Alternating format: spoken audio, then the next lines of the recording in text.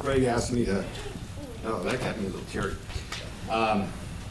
Greg asked me to speak a little bit this morning on, sort of our experiences, our journey in the 10 years since the fire, and maybe, what's happened since that time from that windy, warm morning in 2007. And reflecting back on that, we've been rebuilt we rebuilt the buildings, but more importantly, what I think I've taken away from all this and that tragedy was we've been rebuilt as a church. And I want to spend a little bit of time this morning just reflecting on that fact that God, in His faithfulness, had a plan for us. And wasn't the plan maybe we asked for, but it was the plan that we got. And so this morning I just want to spend a couple seconds. First of all, that weekend it was interesting. I was leading a Boy Scout outing up Piru Creek, up north of Santa Clarita. And I had taken the local Malibu troop with me.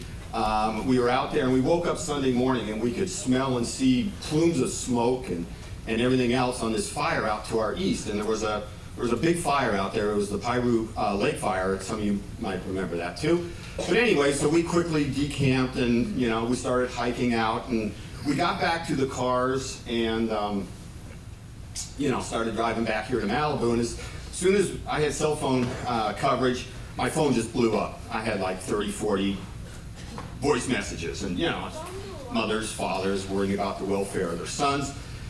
And when I started looking at it, only half of them were from that. The other half was from my wife, who was crying, my family members of the church telling me Malibu Press had burned down. And, I knew I could call those parents and say, look, your sons are fine, they're safe, we're bringing them back home. I had a little less, faith in how we were going to make out as a church at that time. And so, I came back and I started at that time thinking, where's God's promises and provisions in all this as we've lost this church? Now, you'll also remember, some of you were back then, some of you probably weren't here. We were just getting ready to do a major remodel of the old church. And, it was a church that had been built back in the 49, I think, originally, been added to over time. And the design was sort of, put the fun in dysfunctional. If you remember the old church, right? We had a main kitchen upstairs, and then downstairs was the fellowship hall. You had to hike about 40 yards to carry the food and everything else down there. We had sanctuary windows that overlooked a building site that was under construction. It still is under construction, by the way. We actually have built a whole new church in the time they can't even get anything going. But anyway, we were getting ready to remodel the old church, and we had an ongoing capital campaign. We'd already raised over $850,000. There were a few minor aesthetic concerns. Any of you remember? One of the big ones was stained glass windows. We were going to put stained glass panels in the sanctuary windows to maybe block the construction site. And it was a very polarizing topic. I mean, I got emails to prove it, by the way. But I looking back on it now, I think God gave us the ultimate design review at that point, right? We had our plans, He had His plan, and guess whose plan won out, right? And so God kind of, I think, took us down to nothing, and He was going to let us rebuild in a way that wasn't going to divide us, but was going to unite us. And that's what I've, kind of watched over the last 10 years. It was,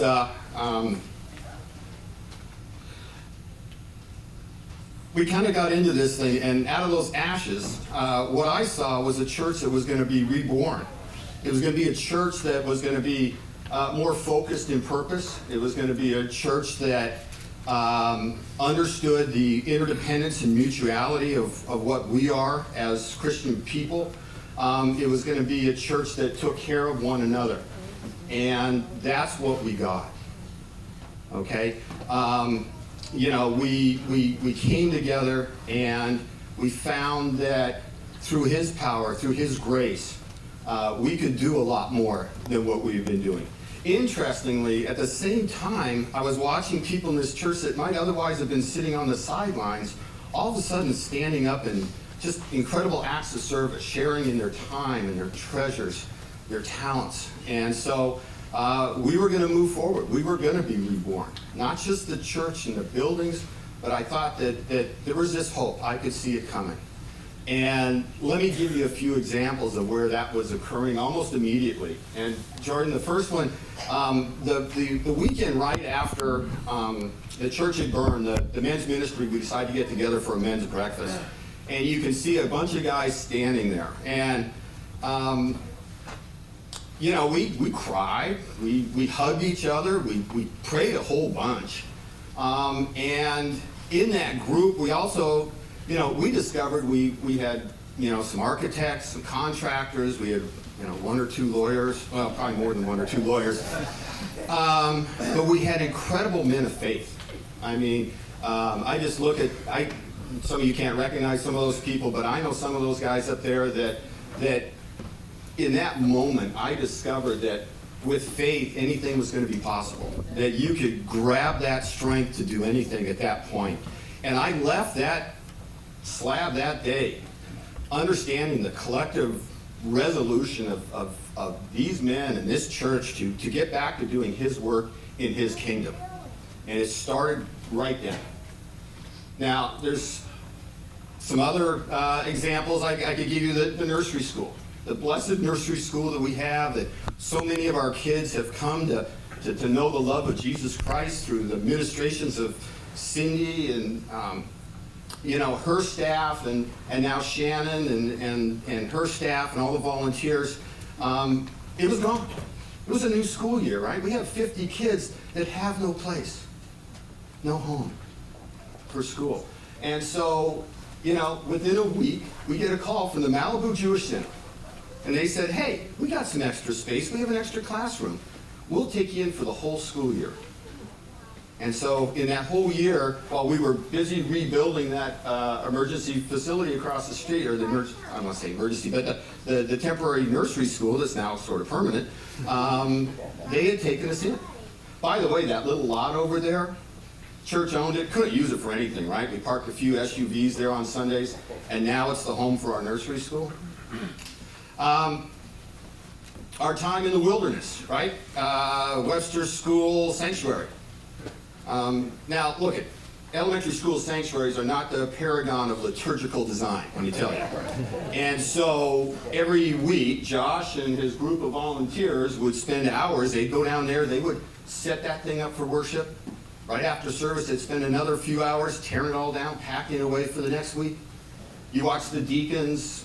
They didn't have a kitchen. They would find ways to, create the hospitality and the fellowship opportunities for us that were just unbelievable, that we're known for. So all these things were happening.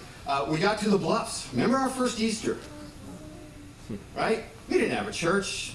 Webster was too small, so I guess we convinced the insurance company to pay for us to go down to the Bluffs. And so we set up down there at the Bluffs. We had hundreds of people as we very publicly celebrated the resurrection of Jesus Christ, right in front of all of Malibu, right? What a great thing to do. And in the midst of all that, another funny story was part of that capital campaign for the new church was we were going to give $500,000 to build a new youth center down at World Impact's headquarters in Los Angeles. And ironically, the Saturday night before the fire, right? Within 12 hours before the fire, Greg had stood up at a meeting of a bunch of area ministers down in downtown LA, publicly announcing this gift. So he was committed, right? And so here he is at that first service. Here we are. We don't have a church, but we're going to give $500,000 based on a promise we had made to further the missional impact, purposes of this church. And so, in all these things, we see where our church was growing, God was providing for us. I think, lastly, I brought something here this morning. This is a little thing given to me by Matt Kalish. Is Matt here? Yeah. There he is. All right, so Matt made these up. Matt sent me one of these shortly after the fire. It's a little cross. It's made out of the nails that he pulled out of the ashes of the old building. And he wound them together, and he made a little teeny steel cross for me. And I keep this on my mantle to remind me, just like this big steel cross over here, of the strength and the hope that I get in the resurrection, the promise that was made to me. And so, as we go into all this stuff, we can take great strength, not just from the steel, but mainly from the promises and the faithfulness of our God. And so, look, I know we're all going to have highs and lows in life. We're all going to hit bottoms somewhere along the way. And when we hit those bottoms, ladies and gentlemen, it's our faith, it's our trust in the love and the promises and the provisions of our all-powerful God that gives us that hope in hopelessness. It gives us the strength in our sobriety. It gives us the power to reconcile relationships. It gives us peace and comfort in times of illness and even death, right? And so we need to put our faith there. And I think that when I look back on this 10-year journey, sure, we got our buildings back. But I think we got something more than that as a church. We began to learn that by putting our faith in God, putting our faith in Jesus Christ, that He can conquer all. He has a plan for us, and that plan has transformed Malibu Presbyterian Church, each and every one of us, into hopefully greater faith and love for one another and a commitment to His purpose and His plan. And so this morning, as we celebrate His faithfulness, I just ask you to look to Him and say, we trust in You, You are good, You love us, and we promise to be faithful.